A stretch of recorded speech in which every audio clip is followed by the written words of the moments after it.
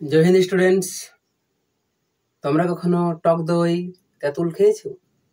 বা আপেল আম খেলে কি হয় যে টক লাগে। কিন্তু টক কেন হয়? কারণ যে আপেল তেঁতুল তার মধ্যে কি থাকে, যে অ্যাসিড থাকে। আর সেই অ্যাসিড নিয়ে আজকে আমরা আলোচনা করব। নবম শ্রেণীর অধ্যায় অ্যাসিড ক্ষার লবণ। মূলত আমরা আজকে অ্যাসিড নিয়ে আলোচনা করব। তো তোমরা খাতা নিয়ে তৈরি থাকো। আজকে আমরা আলোচনা করব কি, অ্যাসিড ক্ষার লবণ। ঠিক আছে, প্রথম যেটা জানার সেটা হচ্ছে অ্যাসিড কি।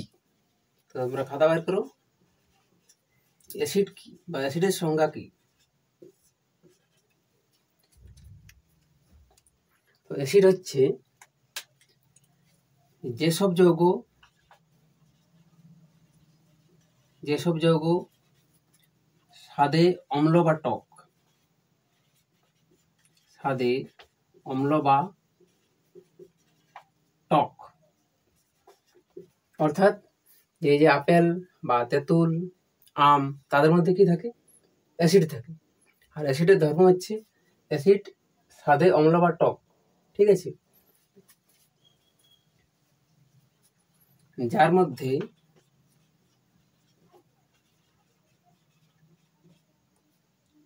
প্রতিস্থাপনযোগ্য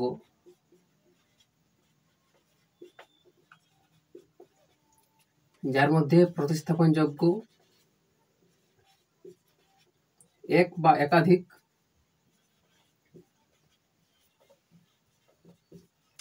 একাধিক হাইড্রোজেন পরমাণু থাকে।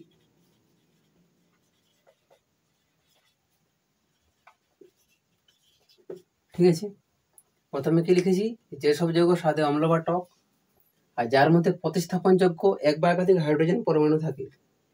তার মানে প্রতিস্থাপনযোগ্য কথার অর্থ হচ্ছে, যদি আমি একটা অ্যাসিডের এক্সাম্পল দিই HCl, তো হাইড্রোজেন আর ক্লোরিন, তো এই যে হাইড্রোজেন আছে, তো এই হাইড্রোজেন যদি কোনো ধাতু বা ধাতু সদৃশ মূলক দ্বারা প্রতিস্থাপিত হয়, যেমন জিঙ্ক দ্বারা হাইড্রোজেন প্রতিস্থাপিত হয়ে এখানে তৈরি করে ZnCl2 আর হাইড্রোজেন গ্যাস রূপে নির্গত হয়, তাহলে এখানে হাইড্রোজেন কি হচ্ছে, প্রতিস্থাপিত হচ্ছে। সেই জন্যেই যার মধ্যে প্রতিস্থাপনযোগ্য মানে প্রতিস্থাপন হবে এরূপ হাইড্রোজেন পরমাণু থাকে, এবং যা ক্ষার বা ক্ষারকের সাথে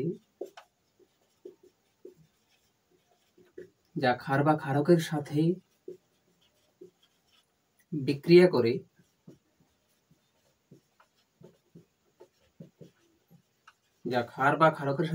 করে লবণ ও জল উৎপন্ন করে।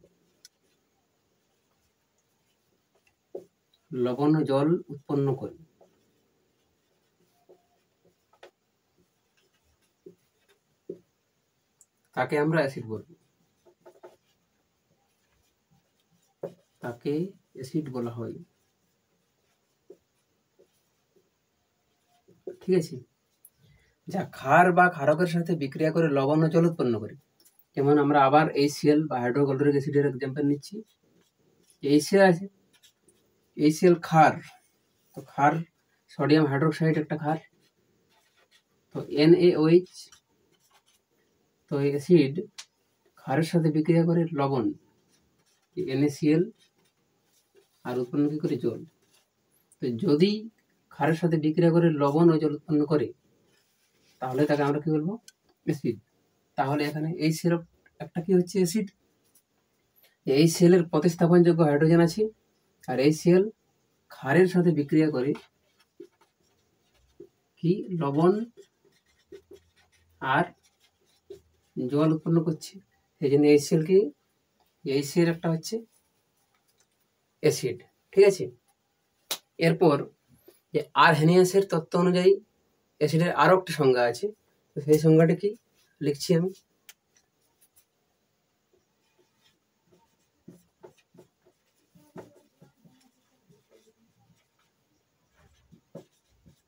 আরহেনিয়াসের তত্ত্ব অনুযায়ী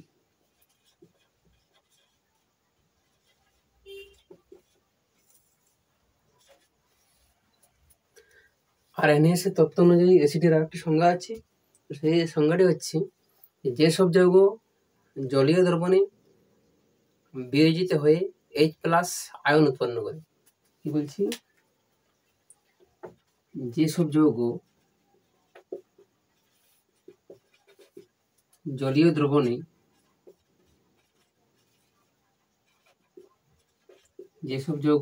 দ্রবণে বিয়োজিত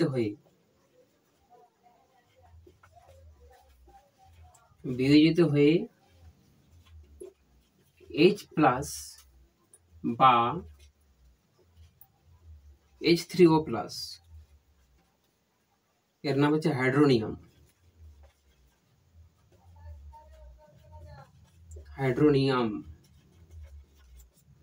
H+ বা H3O+ আয়ন উৎপন্ন করে।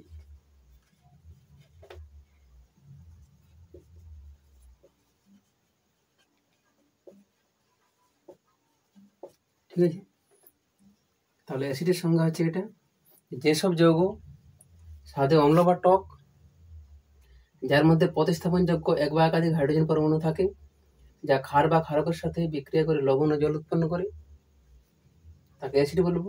আর আরহেনিয়াসের তত্ত্ব অনুযায়ী অ্যাসিডের সংজ্ঞা হচ্ছে যেসব যৌগ জলীয় দ্রবণে বিয়োজিত হয়ে H+ বা H3O+, যেন হাইড্রোনিয়াম, অনেক বই হাইড্রোক্সোনিয়াম লেখা থাকে, হাইড্রোনিয়াম আয়ন উৎপন্ন করে, তাকে আমরা কি বলবো, অ্যাসিড।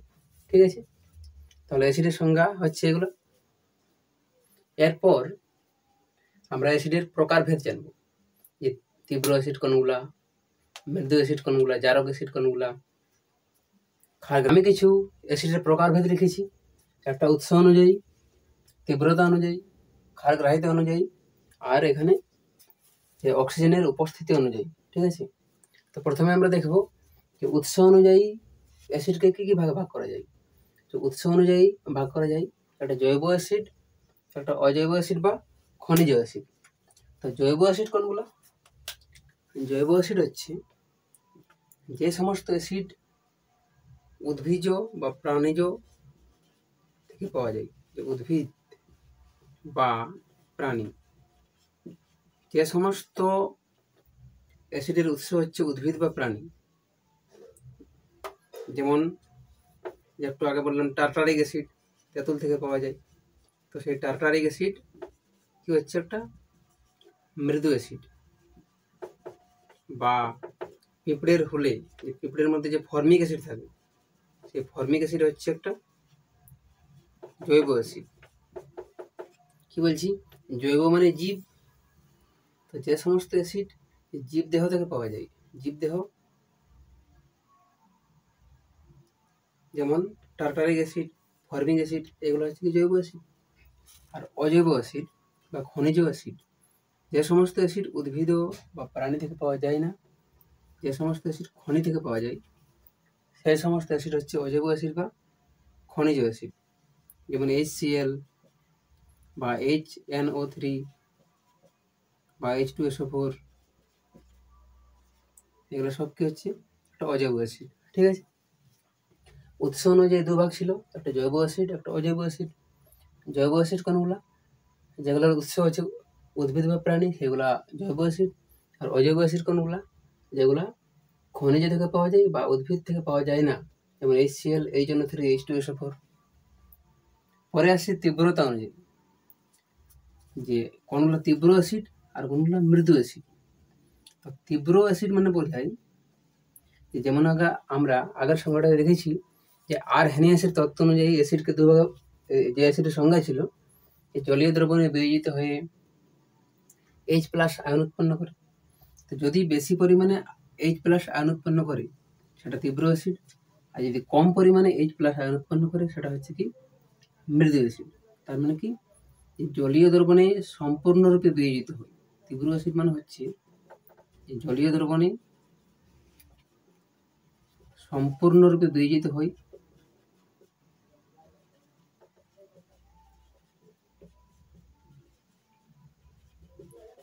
জলীয় দ্রবণে সম্পূর্ণরূপে বিয়োজিত হয়ে বেশি পরিমাণে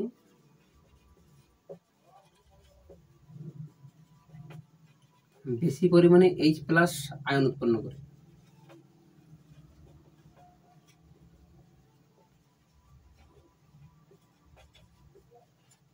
ঠিক আছে, সেটা হচ্ছে তীব্র অ্যাসিড। যদি বেশি পরিমাণে H+ আয়ন উৎপন্ন করে সেটা তীব্র অ্যাসিড। মৃদু অ্যাসিড এর অপোজিট, এর উল্টাটা, যে জলীয় দ্রবণে কম পরিমাণে বিয়োজিত হয়,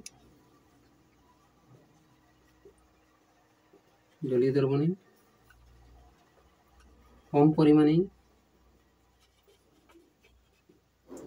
বিয়োজিত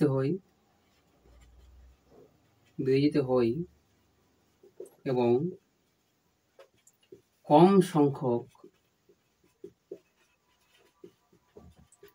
সংখ্যক H+ আয়ন উৎপন্ন করে।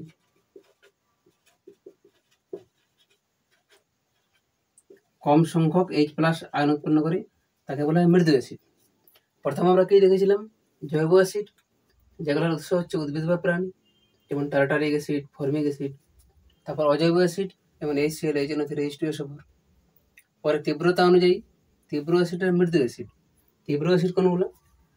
যে অ্যাসিডগুলো বেশি পরিমাণে H+ আয়ন উৎপন্ন করে সেগুলো হচ্ছে তীব্র অ্যাসিড, আর যেগুলো কম পরিমাণে H+ আয়ন উৎপন্ন করে সেগুলো হচ্ছে কি মৃদু অ্যাসিড। যদি বেশি পরিমাণে H+ তার মানে তীব্র, কম পরিমাণে H+ তার মানে মৃদু। এরপর আসছে যে ক্ষার গ্রাহিতা অনুযায়ী। তো ক্ষার গ্রাহিতা জিনিসটা কি? যে কোনো অ্যাসিডের মধ্যে যে প্রতিস্থাপনযোগ্য যে হাইড্রোজেন থাকে, এই সেলের মধ্যে যে Hটা হচ্ছে প্রতিস্থাপনযোগ্য, তো যত সংখ্যক প্রতিস্থাপনযোগ্য হাইড্রোজেন থাকে সেই সংখ্যাটাকে বলা হয় ক্ষার গ্রাহিতা। যত সংখ্যক প্রতিস্থাপনযোগ্য হাইড্রোজেন পরমাণু থাকে, যত সংখ্যক প্রতিস্থাপনযোগ্য হাইড্রোজেন পরমাণু থাকে সেই সংখ্যাটাই হচ্ছে কি ক্ষার গ্রাহিতা। ক্ষার গ্রাহিতা অনুযায়ী অ্যাসিডকে 3 ভাগে ভাগ করা যায়। একটা একক্ষারীয়, একটা দ্বিক্ষারীয়, একটা ত্রিক্ষারীয়। একক্ষারীয় নামটার মধ্যে আছে কি, তাহলে একটা ক্ষারীয়, তার মানে একটা প্রতিস্থাপনযোগ্য যদি হাইড্রোজেন থাকে, যেমন HCl, HCl এ হাইড্রোজেন একটা আছে, তো সেটা হচ্ছে একক্ষারীয়।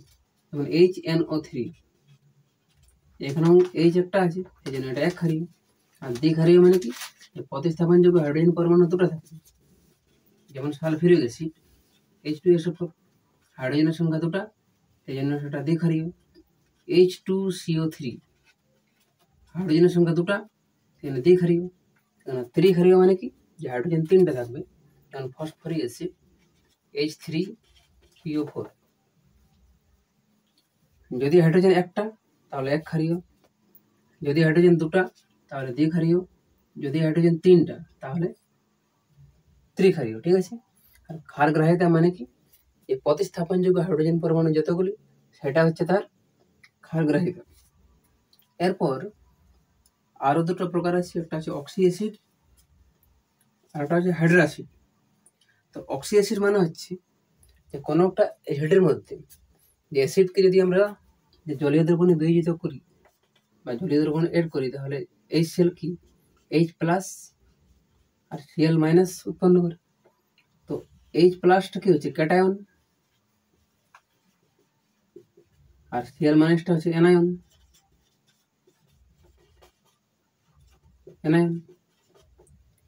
তো অ্যাসিডের মধ্যে যদি অ্যানায়ন রূপে O উপস্থিত থাকে তাহলে সেটা অক্সি অ্যাসিড, আর যদি O বা অক্সিজেন উপস্থিত না থাকে সেটা হচ্ছে হাইড্রা অ্যাসিড।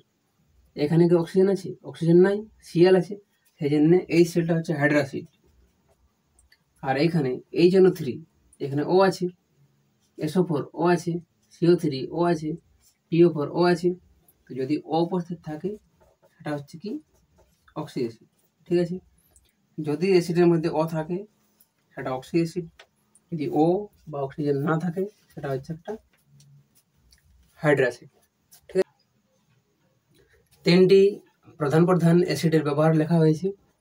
H2SO4 বা সালফিউরিক অ্যাসিডের ব্যবহার কি, HCl হাইড্রোক্লোরিক অ্যাসিডের ব্যবহার কি, বা HNO3 নাইট্রিক অ্যাসিডের ব্যবহার কি। এই 3টি অ্যাসিডের ব্যবহারের মধ্যে পরীক্ষাতে প্রায়ই দেখা যায় যে কোনো একটি অ্যাসিডের ব্যবহার সম্বন্ধে লিখতে বলা হয়, যে H2SO4 এর যে কোনো একটি ব্যবহার লেখো, বা HCl এর যে কোনো একটি ব্যবহার লেখো, বা HNO3 বা নাইট্রিক অ্যাসিডের যে কোনো একটি ব্যবহার লেখো। ঠিক আছে। তাহলে H2SO4 সালফিউরিক অ্যাসিড, দেখে কিং অফ কেমিক্যাল বলা হয়, কি কিং অফ কেমিক্যাল, রসায়ন রাজা বলা হয়। H2SO4 এর ব্যবহার সার প্রস্তুতিতে, বিশেষ করে অ্যামোনিয়াম ফসফেট গঠিত যে সারগুলো সেগুলো ব্যবহার করার জন্য H2SO4 ব্যবহার করা হয়। পেট্রোলিয়াম শোধনে, যে ক্রুড অয়েল থাকে, যে মাটির নিচ থেকে যেটা পাওয়া যায়, সেটা শোধন করার জন্য ব্যবহার করা হয় H2SO4। বা বিস্ফোরক প্রস্তুতিতে বা সঞ্চয়ক কোষ, যে ব্যাটারিতে যে দ্রবণটা ব্যবহার করা হয় সেটা মূলত সালফিউরিক অ্যাসিড ব্যবহার করা হয়ে থাকে। ঠিক আছে, এরপর HCl এর ব্যবহার অম্লরাজ প্রস্তুতিতে। অম্লরাজ কি সেটা একটু পরে আসছি। তো অম্লরাজ প্রস্তুত করার জন্য HCl ব্যবহার করা হয়। বিভিন্ন প্রকার রং ও ওষুধ তৈরি করার জন্য ব্যবহার করা হয় HCl। বা স্টার্চ থেকে যে গ্লুকোজ তৈরি হয় তার জন্য কি করা হয়, HCl ব্যবহার করা হয়ে থাকে। আর HClকে যেমন HCl থেকে যে অম্লরাজ তৈরি হয়, অম্লরাজ প্রস্তুত করার জন্য HCl, সেরমনি যে HNO3 নাইট্রিক অ্যাসিডও যে অম্লরাজ প্রস্তুতিতে ব্যবহার করা হয়। আর TNT বা নাইট্রোগ্লিসারিন, যে ট্রাই নাইট্রোটলুইন, এর নাম হচ্ছে ট্রাই নাইট্রোটলুইন, নাইট্রোগ্লিসারিন প্রভৃতি বিস্ফোরক প্রস্তুতিতে HNO3 ব্যবহার করা হয়। আর এখানেও কি সার ও ওষুধ তৈরিতে, এখানে ছিল ওষুধ তৈরিতে, এখানেও আছে ওষুধ তৈরিতে ব্যবহার করা হয় HNO3। এরপর HClও আমি লিখেছি যে অম্লরাজ, আর HNO3তেও লিখেছি অম্লরাজ। অম্লরাজটা কি? অম্লরাজ হচ্ছে যে 3 আয়তন HCl, কি 3 আয়তন HCl, যে 3 আয়তন HCl ও 1 আয়তন HNO3 এর মিশ্রণকে আমরা কি বলবো, অম্লরাজ বলা হয়। 3 আয়তন HCl মানে HClটা থাকবে 3 আর HNO3টা থাকবে 1। 3:1 HCl ও HNO3 যে মিশ্রণ, সেই মিশ্রণটাকে কি বলবো, অম্লরাজ বা একোয়া রিজিয়া। তো এই অম্লরাজ কি কাজে লাগে, সোনা রূপা দ্রবীভূত করতে ব্যবহার করা হয়। সোনা, রূপ প্রভৃতি বর ধাতু, এই সোনা রূপকে বর ধাতু বলা হয়। এই বর ধাতুগুলিকে দ্রবীভূত করার জন্য ব্যবহার করা হয় অম্লরাজ বা অ্যাকোয়ারিয়া। ঠিক আছে, তাহলে আমরা এখন কি দেখলাম, 3টি অ্যাসিডের ব্যবহার। সালফিউরিক অ্যাসিডের ব্যবহার কি, HCl হাইড্রোক্লোরিক অ্যাসিডের ব্যবহার কি, HNO3 নাইট্রিক অ্যাসিডের ব্যবহার কি। ঠিক আছে, সবগুলো খাতায় নোট করো।